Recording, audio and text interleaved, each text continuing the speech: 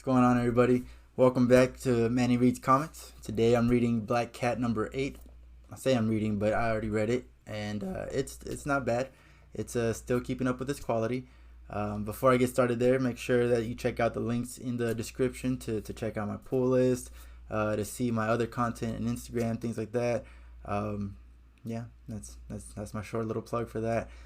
Anyways, back to the main thing here, Black Cat. This is a great cover.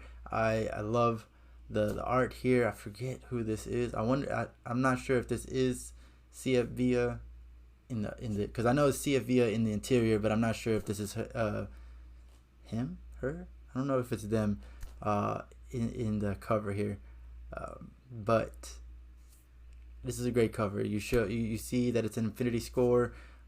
She's gonna do something. We know that she is somehow related to the Infinite Destinies storyline.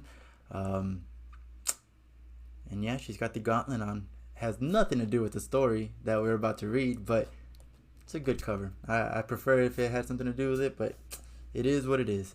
I opened this book up, and like I said, CF Villa, amazing art. It looks amazing. It looks great. It shows Black Cat swinging through the city, and it's just beautiful. And this person should definitely continue on the art here. It is a 2 months time skip since the events of not last issue, not the annual, but the 7th issue. Basically, she's not coping very well with what she did to Fox. And if you don't remember that, you can definitely check out one of my old videos, or I'll just tell you. Basically, she banned him to hell, to rich hell, money hell. I don't know. If you want more context, you can check out the other videos. Anyways, she banned him to another dimension, basically, and that was basically like her father. That's how she saw him, as a father figure. She loved him. She hated to do that, but he forced her hand. So she's not coping very well with it. She's drinking. She's sad. But she says cats always land on their feet, and she needs to focus on her next score, which is bigger than all her other jobs. That's bigger than the money heist of literal money hell. It's bigger than saving Manhattan from the last issue. This is her biggest score. So she has her crew, and they set off a plan to make any Con Ed account within half a mile show a cutoff signal, pretty much saying they haven't paid their bills, they're late, things like that. I don't know who Con Ed is or why she's targeting those accounts specifically, but as soon as that button gets hit where their accounts are shut off, she goes into action. She blows a hole into this building. She starts narrating the plan. It's kind of like a heist movie. It's really good. Like all of her stories in these issues have been really great on the whole, making it like a heist, because that's what she does, right?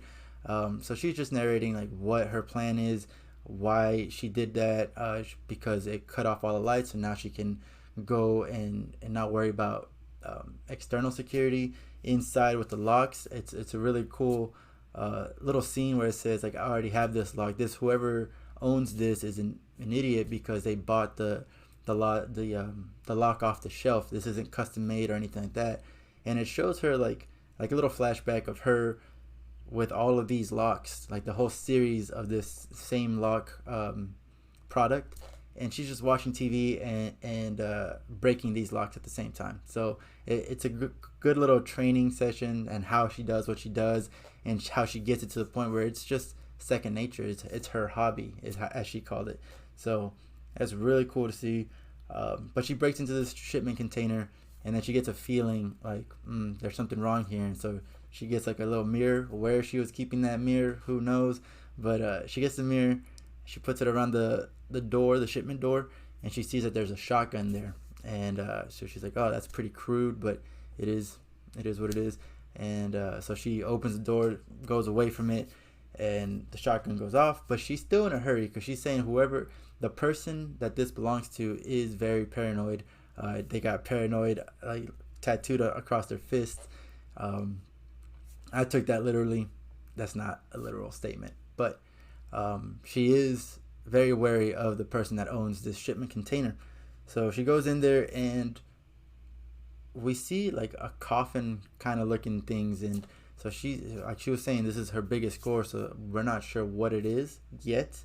But then she gets not surprised, but the person that owns the shipment container shows up, and she's like, "Oh, Nick Fury, what are you doing here?" Blah blah blah. Like they start having their little conversations, but she's stealing from Nick Fury. I mean, there may not be any shield or anything in this world anymore, but still, why would you steal from this guy, right? And he comes in saying, you know, I put all the signs here to tell you to stay away from this container. Do not get close. Radiation signs. Basically everything to keep you away. And yet here you are, still doing it. So of course she hits him with the, well, you know, the thing about curiosity and cats, blah, blah, blah. And it's just banter back and forth. But eventually Bruce, one of her crewmates, arrives in a helicopter, grabs the shipment with the magnet, and they start taking off. It looks like they get away pretty well, but Nick Fury being Nick Fury, he somehow made it on. He climbs in, he starts shooting at Black Cat. She hides. There again, banter, and the banter is good. Like, so I don't want to give that away too much. Like, you should definitely read this book. The banter is really good back and forth. But then Black Cat attacks him, Nick Fury, head on, and Nick is able to get one bullet on her leg. Either way, she is able to push him out of the shipment container. He falls into the ocean, the lake, I don't know. He falls into a body of water under, so he's fine. But she's able to get away. So then she gets her other crew member, Dr. something, Doc. I think she just calls him Doc, to open it up. And basically it's Star. That's it. That's the reveal. It's a very quick book. But it's to the point, and this is how it ties into the Infinite Destinies, because we know that Star has the Reality Stone inside of her. It shows her, and Star is a villain. The last time we saw her, though, she was escaping Spider-Man in the Spider-Man annual. So it does beg the question of how did Nick catch her? When did she catch her? Because I've been reading the Infinite Destinies storyline as well, and the Nick Fury short backup stories as well, and in no part of that have they caught Star. So I wonder when that happened. But it is good. It's interesting. Why is she stealing Star? So she needs to have a reason, right? Whether it's money, self gain, whatever it is. She had ultimate power with the Yggdrasil wand staff that Doctor Strange had. She had the opportunity for ultimate power then, and she didn't take it. So I don't think she's looking for the Infinity Stones, whatever, for power.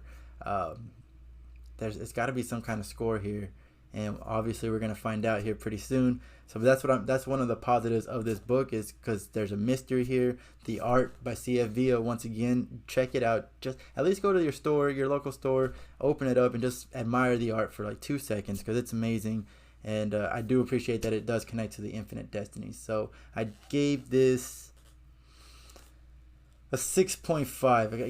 Even though I enjoyed it thoroughly, for all those reasons I just gave, it's just the beginning of a new story. There's nothing crazy going on, no big reveals other than the fact that she was stealing from Nick Fury and its Star inside the container.